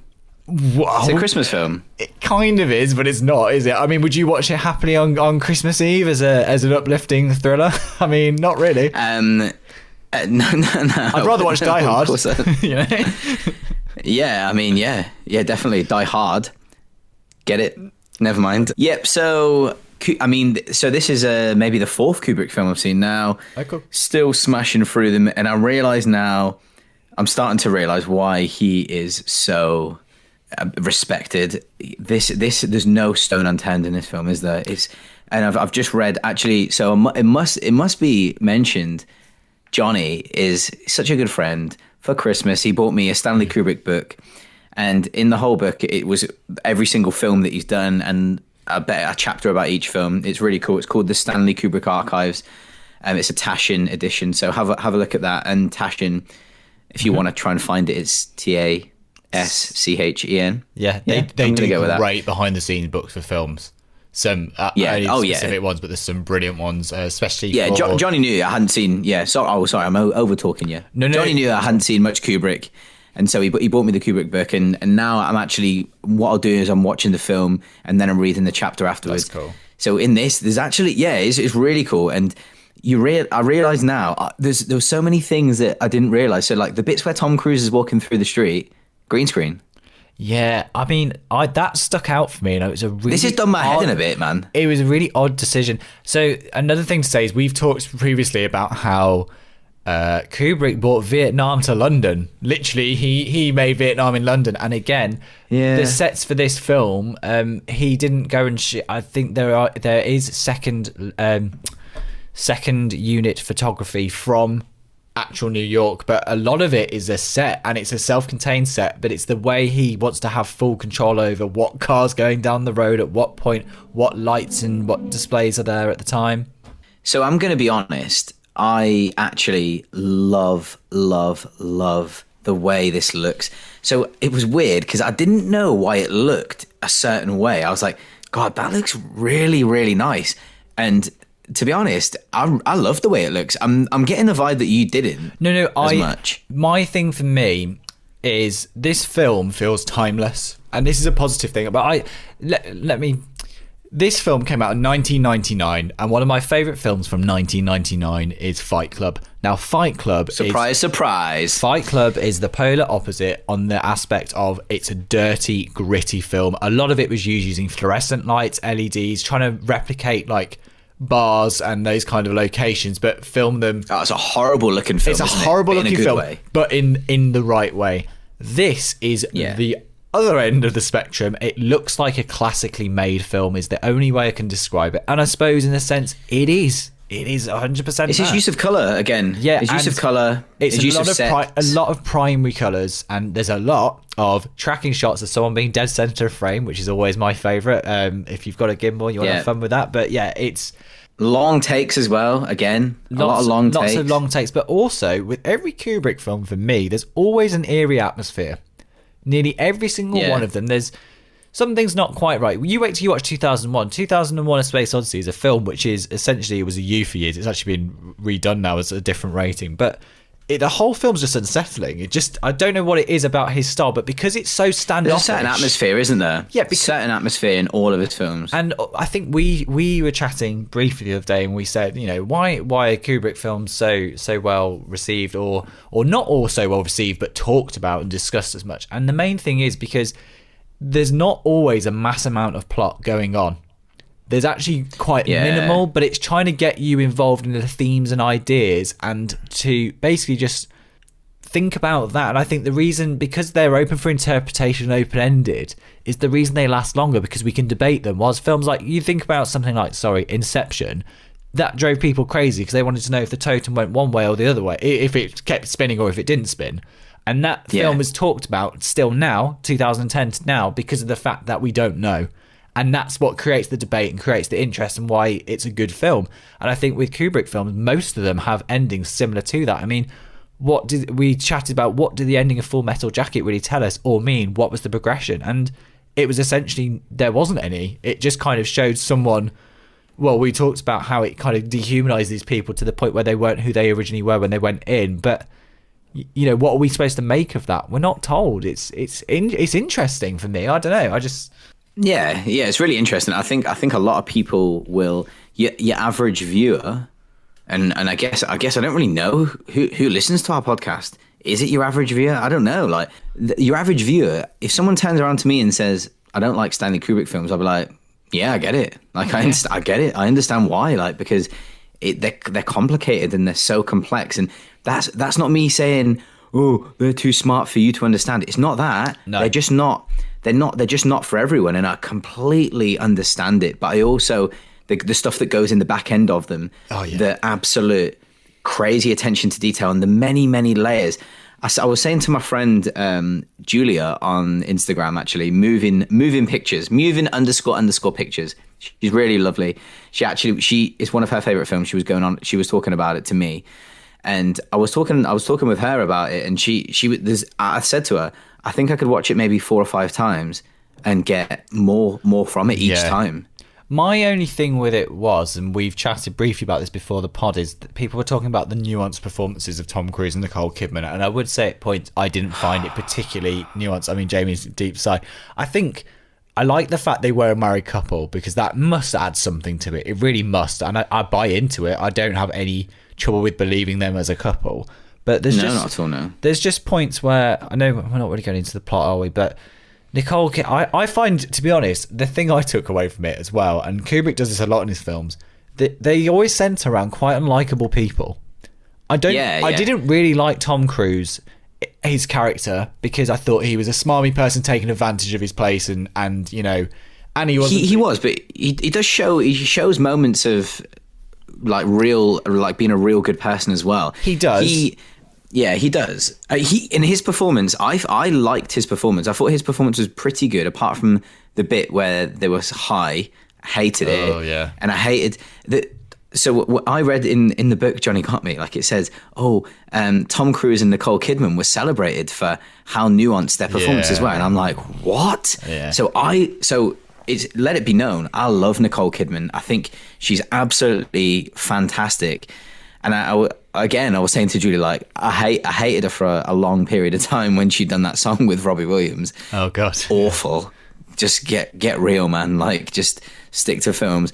But she's fantastic in pretty much anything she's in. Please go and watch Destroyer, which is one of her newer films. It was only out in 2019. Incredible. Like, she's amazing in that. Killing of a Sacred Deer, amazing in that. Amazing in Stoker by Park Chan-wook. We can't go for an episode without mentioning Park Chan-wook. No, did you watch Did you before I I watched go Eyes Wide Shut, yeah, for this episode. No, sorry, I get it confused. Names confused. Before I Go to Sleep. It's based on a book, so it's okay. That's worth a watch. I won't spoil it, but yeah, that's quite. Again, Nicole Kidman, yeah, it's another kind of thriller. You know, okay. What do we call them? Like domestic? Is it domestic thrillers? Domestic thriller. Yeah. This is kind of what. But what? Yeah, it is. Yeah. What I'm getting at though is that she's a fantastic actor at this point, and this I did not like her in this. I found her really weird and an annoying performance. I love the film all revolves around one point, and we need to go into that. Yeah. The point is simply that they have this conversation, essentially about Nicole Kidman's seen this. What was he? He was a soldier. Was he a soldier? He's like a maritime. He's a sailor. Let's just say he's a sailor. He's a sailor. Yeah. He's a sailor. Arr. He's not a pirate. He's a sailor. He's a high up sailor. I don't know the rank, so I don't want to get it wrong. But so he's a sailor, right? He's a sailor. So he's a sailor, and she essentially talks to Tom Cruise about him, and says, "Oh, I feel like you never get jealous of me. You never get jealous of me. Like, as in, like, he doesn't care. He's got no emotion about her. She wants to feel wanted, and she feels like he doesn't see her in the way that he sees the models at the party. And she basically says." Yeah. This one time we were at a hotel and I saw this guy at a table and nothing actually ever happened, but for a split moment, which she doesn't even say for a split moment, I'd have dropped everything. I'd have dropped having my daughter and you to be with this man, even if for one night only. And okay, to be fair, I felt sorry for Tom Cruise at that point. It's hard. The devastation on his face. The acting in that scene from him and he is her brilliant, are really good. Yeah, he's true. Brilliant. Yeah, it's the scene when they're faking being high. I think that's the one that you're right doesn't work. But then gross. I suppose you could argue that it's because the fact they're taking the substance is why they're doing that performance. But it just feels forced. But the thing that Kubrick does do, because of the multiple takes that we've talked about, is the fact that he gets it to the point where it feels the most natural because they've done it so many times that it comes off. And the scenes that do work well, and you said the devastation on Tom Cruise's face, because he's so good at that. It was really good, because the truth is I only really see Tom Cruise more recently in stuff like Mission Impossible, which I really enjoy, and we've talked about it's a series which has got better, but he's doing Tom Cruise, you know, he's doing his I'm doing the run, I'm doing the intense action face, and I'm doing a bit of a heroic walk-off, but we're not getting the full range. This, to be fair, when he realises how deep he's into two situations, one with his marriage and one with what goes on after that evening, I believed he's terrified and he thinks, I've just trodden where I just should not have even go into. And oh, definitely. But this now, so this is why we've linked it with Raging Bull. This is the exact reason. From this spans Tom Cruise's self-destruction, paranoia, an obsession with that, and he keeps flicking back to this. He's made this dream up in his head of her with the sailor. Yeah, the one evening. That's funny. Do you know what's funny? We call him a sailor. We're calling him a sailor, and he's not even a sailor. But I love that. So we're gonna continue. It's the fact he is imagining the one evening that didn't happen, and it's destroying him. Very much like what we were saying with in Raging Bull. That Robert De Niro's character is just so self-destructive that he keeps accusing Vicky of going against him. And literally Tom Cruise, when he's sat in the taxi in this film, just starts picturing this night that never happened and completely beating himself up over it. Yeah, exactly. Yeah, but at the same time, like, she's maybe the reason why she did say that was to make him feel jealous. Maybe the idea of that, she's made it up, and it wasn't even true. That's also a theory that we can look at. There's so much we can think about in all this, and like I said, so many layers. But yeah, what do you say? I think there's multiple readings of the film, and it's hard to not go through the whole plot. But essentially, when Tom Cruise comes out about what has been going on throughout the events of the film, I'm not sure if she fully believes him anyhow of what's happened, and I don't think he knows by the end really if that night did happen. And actually Nicole Kidman has had the affair and we don't know, or the opposite, of which is both in all of their heads and they realise that they need to talk more about things to not let it get to that point again, is essentially where it goes. And it's a 2.5 hours to get to the point of maybe just chat through your marriage and you might be okay. It's kind of the takeaway. But Yeah. Trust me, there's a lot to look at. There's like child trafficking as well, which is nuts. Like there's some. It's a bit of a crazy film, to be honest. But actually, I enjoyed it. There's a link I need to talk about because recently we've been talking a lot about Mission Impossible 2 and John Woo and Tom Cruise kicking John Woo out the edit room, which is one of my. I just find it funny. And I shouldn't. Yeah. I love the fact that the guy in the film, Tom Cruise, has to rent a costume to get in at a party, and the guy, you know what I'm going to say, the guy who owns the costume place is Dimitri. No, he's not called Dimitri, but he's in Mission Impossible 2. He's the guy who invents the virus called Chimera, I think. Yeah. I need to rewatch Mission Impossible 2 because I'm happy, but. Yes, so it's the same actor, and I thought, it's the MI2 guy and Tom Cruise, and this is like only it would have been probably about a year before, actually, because I'm sure MI2 is around 2000. Yeah. So anyway, rant. 2002. I think it was 2002. Oh, was it? Okay. Do you know what? I want to check because I'll be absolutely buzzing if it is, because I think I'm quite good with years of films. You are really good at remembering them normally. Mission Impossible 2, let's have a wee look. Is it your favourite Mission Impossible, Johnny? No, not at all. It's just, as I'll be honest, many years ago, It's 2000. Yes, get in. No, what I was going to say was, Johnny, well the reason I love that film is because when I was younger, I had it on VHS. And it was just the tape that I just obsessed over and watched all the time. But what was great was, it's not great, the story. Ben and Pete, who we've talked about on the pod a few times, Ben broke his arm and Pete came to stay at my house for the night, and we just watched Mission Impossible 2 over and over again because we were obsessed with it, because Ben had to go to A&E to get his arm looked at, and me and Pete were like, let's watch Mission Impossible 2, but we were an age where we were obviously younger than the rating. We just thought we were so cool because we were watching Mission Impossible 2 and how amazing is this, and forever it's like I've just got a soft spot for it. I don't think it's the greatest Mission Impossible film. I don't think it's a particularly good film either. I just love the fact that the first one, it's Tom Cruise doing real 60s espionage. It's quite low key. Then in the second one, he's doing John Woo, bullet time, and doves are flying about. The second one's sick. I went in Australia to in this end of the film, there's the helicopter chase and the bike chase on the island. And there's like a fortress where Tom Cruise does his rolls and kicks. I went there and I made Harriet go and take pictures of me all down there. And I was like, so funny. Can you film me doing the Tom Cruise run on the walkway? Just loved it. And I need to see that. Is that a thing? Have you got it? I'm pretty sure it exists. And also, they then have a fight on the beach. And I said to Harriet, we have to find the beach. So I literally had the film on my phone. And I was pausing stuff, being like, that's that frame. Just absolutely loving it. I can't remember the name of the place. You're like the Goonies. Like, have you seen the Goonies? Yeah. Good, because that would have been. This would have been the last episode, ladies and gentlemen. If you said no, it was last. You know the bit where they hold up the coin to match the mountains. You were doing that with the phone, like, it's this. Do you know the worst thing about that is that got ruined for me by Star Wars Rise of Skywalker, when they're holding that piece of thing and then it goes, the Death Star's there because it fits in the circle, and then it's horrendous. Whatever. Rise of Skywalker's horrendous. Anyway, we're not going there. Anyway, guys, that's it for the films this week. We're going to go on to, we've literally just got a couple of listener questions this week. Flicks on Me on Instagram writes in and they say, what's your favourite genre, Johnny?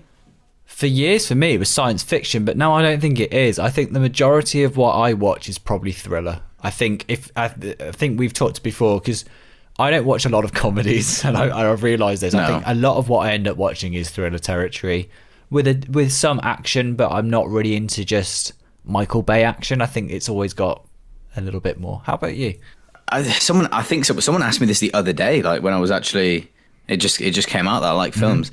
So I guess my favorite genre growing up was action, definitely, or a teen movies. So I guess you used to have loads of them on DVD. Man, like, obsessed, man. Like, The Breakfast Club, like obsessed. Nowadays, I think as I've grown up, like I would say maybe more drama or a thriller with a really good twist. So the last thriller I watched that actually blew my mind, with the greatest twist, Primal Fear, with Edward Norton, his first ever acting role. Check out Primal Fear. It's on some streaming services. It's the twist of a lifetime. And The Prestige. Chris Nolan does my head in a little bit, but The Prestige like has a mad twist. I was going to say though, when I think of Jamie though, I automatically think of gangster films, and that's probably because of Scorsese. I don't mean to, but I just kind of go, Jamie, gangsters, yeah, great, he'll love it, it'll be fine. No, I don't mean to. I apologise. Yeah, and to be fair, like, I guess I am a sucker for gangster films. Like, I really love gangster films as well. So yeah, watch quite a lot of gangster films, and yeah, I guess that's it.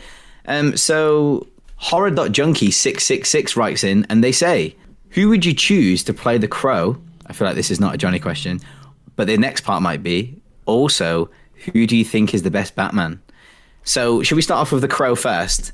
Oh yeah, the Crow. Yeah, the Crow, originally played by Brandon Lee. So, isn't the Crow the film when someone had a blank shot on set and they died? That's all I know about the Crow. I've never seen it. That's all I know.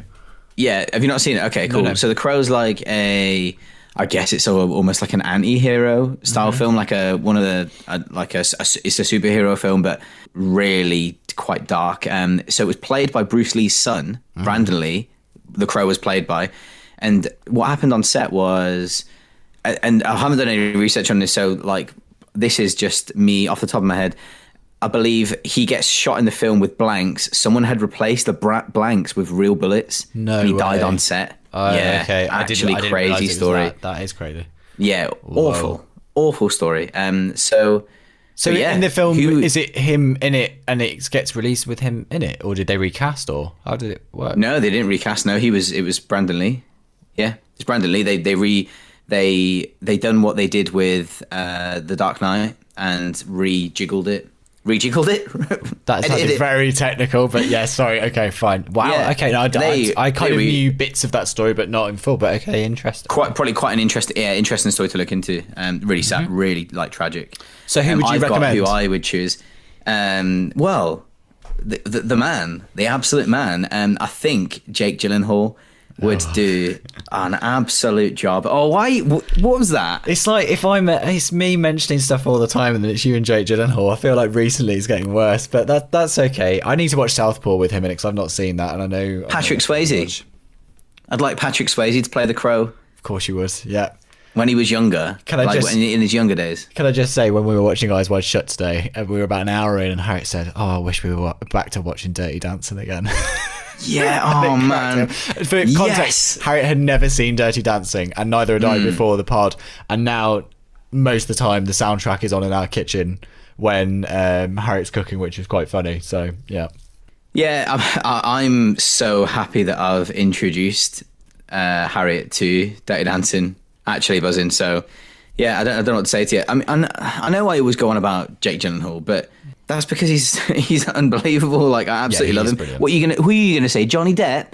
I'll be honest. I wasn't going to comment from the fact I haven't seen the film, so I don't want to cast a character I don't know much about. But I would say Jake Gyllenhaal Nightcrawler is brilliant, so he can do anything. So if he's a creepy anti-hero, which is kind of what you're suggesting / vigilante, then I can imagine Jake Gyllenhaal being pretty darn good at it. There you go then. On to the next part of the question. Who do you think is the best Batman? So shall we go through the Batmans first for our listeners, for our dear listeners? Yes. So we started off with campy Adam West in the 1960s. Yep. We then moved on to Michael Keaton. Mm-hmm. And then we moved on to Val Kilmer. Yep. Then we went on to George Clooney, Christian Bale, Batfleck. Am I missing someone in between Christian Bale and Batfleck? No, that is it. We're not discussing the animated Batman as well, because I know a lot of people love the guy who voices the animated Batman. But it's fantastic though, animated Batman. No, it is good. Anyway, I am a massive advocate of, and I think we've talked about it on the podcast before, but I thought Ben Affleck was brilliant as Batman. I thought he was so good. I was devastated when Batfleck, yeah, I was devastated when Justice League came out because I thought he was done a real disservice. I pray that in the Snyder Cut he gets a good run out, because honestly, he was such a good dark Batman in a real bad place, and I thought Ben Affleck has the charisma of it. So, for example, he was there in the bar. I'm so buzzing about this. He's in the bar in Batman v Superman schmoozing, and I believe it. He decides he didn't want to live in the house, so he's got the lakeside apartment, and he's got, I just bought into him being a bit of an arse, but also being Batman. Do you know what I mean? I just thought. Yeah. Oh man, do you know what? I'm so sad. I'm so sad we've not seen. Yeah. Yeah. Just for the pod, I'm gonna disagree with Johnny. I secretly agree with him because I love Batfleck. But to play devil's advocate, I'm obviously I'm George Clooney. I'm joking. I almost just threatened to stop recording the podcast at that point because no. But anyway, So we can all say that the Dark Knight trilogy is the best of the Batmans. Christian Bale. In terms of him being Batman, no, it doesn't work for me. Really, the voice when I say it doesn't work for me, it works more than George Clooney, and it works more than Val Kilmer. But I really, really love Michael Keaton. Batman Returns is my childhood, so Batman Returns for me is probably my favorite Batman film. And I don't like Tim Burton. Here's my thing with Batman Returns, though. I enjoy it, but I don't think it's a particularly good film. But I do still think it's better than Batman, because Batman for me is not close enough to the comics. But I think Batman Returns is better at being more like a comic book, but I don't necessarily think it's a great film in terms of the plot and the way it's structured. It's quite messy for me. I feel I need more Batman. And my main issue with a lot of the Batman films is, and even with the Christopher Nolan trilogy, you always end up spending more time focusing on the bad guys than you do on Batman. Batman Begins actually sets up really well, but then in the Dark Knight, Batman Begins is the best Batman film. In terms of a Batman origin story, it's so close to the comic. And if anyone's interested, it's just called Year One. So go and look at that. Frank, I think it's Frank Miller. Yeah. So go and have a look at that. Year One. It's really, really good. And interestingly though, Joel Schumacher wanted to make Batman Year One because I think a lot of people throw a lot at Joel Schumacher, and I think actually, why? Because he's a fantastic director. So leave him. I was about to say also rewatch Phone Booth. It's now available on Disney Plus or Starplay, whatever it's called. It's brilliant. I love that film. I'm going to watch it anyway. What I was going to say with Joel Schumacher, the production design and the stuff he did for Batman Forever is insane, and I genuinely think is good, and I want to go back and rewatch. So I've just watched it. I was telling Jamie I've just watched a documentary about revisiting that film and what it had to do, because basically when Tim Burton's second Batman film came out, it was a 15, but they were doing promotional marketing deals with McDonald's and selling it as a kids film. They couldn't even go and see it. So no way. It really annoyed people. So Joel Schumacher's job was to come in and market it so it was still it was still adult and teenage, let's say, but it could still have kids come into it. So I think it's the perfect tonal balance. The problem is Batman and Robin follows afterwards. But again, talking about Batman, Bat nipples.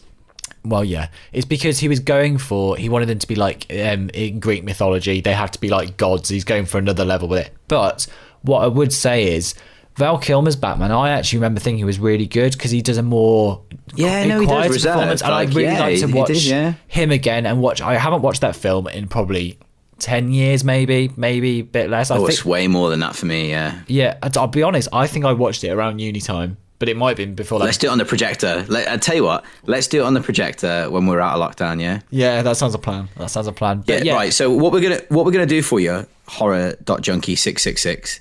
We're going to rank the Batmen for you. We're going to rank them for you now. And we're going to go from worst to best. Ooh. And let's see if we can agree on this then, Johnny. Worst, George Clooney. Yeah, I'd agree with that. Yeah? Now, who are you choosing next? Are you going to go with Adam West next? Adam West's Batman doesn't really do much for me. But I did used to like the 60s series just because it's really appreciate it, yeah, fully appreciate it. And then, so the next one's obviously for you then. Kilmer. We're going to be bullying right, okay. And then I'd go Christian Bale. And then I'd go... And then top, I am still going Batfleck. This is my thing. I think Christian Bale... What about Michael Keaton? Oh my God, sorry, I forgot about Michael Keaton. Ooh. How dare you? So you're going to put Christian Bale above Michael Keaton then, yeah? I would, yeah. So probably Val Kilmer, Keaton, and then go Christian Bale, and then Batfleck. Ben Affleck. So for my list, I'd just swap. I'd have Christian Bale in third place. I would have Michael Keaton second, and I would have Batfleck first. So yeah, Batfleck is the one for me. Like, he's just been given rubbish films. Yeah, not rubbish. No. But I think not where they need to be. The truth is, Ben Affleck needed a Batman solo film before Batman v Superman, but instead we kind of got this. here's Batman turning up and here's Superman, and oh god, I'm not. I always end up talking about Zack Snyder. I'm excited for that. I'm excited for that. Yeah, I think the Batman, especially after watching Lighthouse a couple of weeks ago. I think Robert Pattinson's exceptional. Have you seen Good Time yet? No, Good Time. No. Right. Okay. So, and have you seen Uncut Gems? Yes, Uncut Gems I've seen. Yeah. You have. Cool. Perfect. Watch Good Time. It will give you a heart attack. It's Robert Pattinson, and it's fantastic, and it's in a good way. A heart attack, as in, you'll be really stressed out. Uncut Gems is one of the most hardest films I've ever had to watch in terms of just making me feel everything that could possibly go wrong goes wrong, and the problem was I was so invested that I watched it with Peter. Actually, I watched it with Peter and a friend, and we were just all stressed out watching it, and it was the most weird collective experience of being able to watch a film and all being like, oh, this is so uncomfortable, why? You know, how they managed to make getting into a shop so stressful. The Safdie brothers. I've never, in my whole entire life, I've never understood that. Like, amazing it's soundtrack as well. Amazing soundtrack for that film. Yeah, really cool. It is. So that's our list for Batman. And yeah, we're good. So guys, at the end of every episode, we always beg you. We beg it. Can you log on to your iTunes? We only accept 5-star ratings. That's all we accept. We don't accept your 1-star rating because you don't like Johnny's Brummy accent. We don't accept 1-star ratings because you don't like how animated I am and how much I love John Hughes. We accept 5-star ratings only. Log on to your iTunes. Give us your 5 stars. We want them all. And of course, thank you, as ever, so much for listening to our podcast. Johnny, any parting words? Enjoy Raging Bull. Yeah. Enjoy Raging Bull and enjoy Eyes Wide Shut. Not like a little bit less, basically. They're both great films. It's important to know we're going bi-weekly now. We're going fortnightly. We've had a bit of feedback from our listeners. You can't keep up with us because we're the hardest working men in movies. Maybe. That's a quote. We're the hardest working men in movies. So some of you can't keep up with us. That's the feedback we've had. So we're going fortnightly. Really sorry. I mean, if you're gagging on us going weekly again, let us know. And we're always ready to adapt. Dynamic. It's a dynamic podcast. Dynamic duo. Like Batman and Robin. Duo. Yep, I'm definitely Batman. I knew that was coming. Yeah, I know, I'm sorry. Right, it's over. Cue the outro music. I've been Jamie from @Moviesinapodshell. Johnny is at jcb.video. See you later.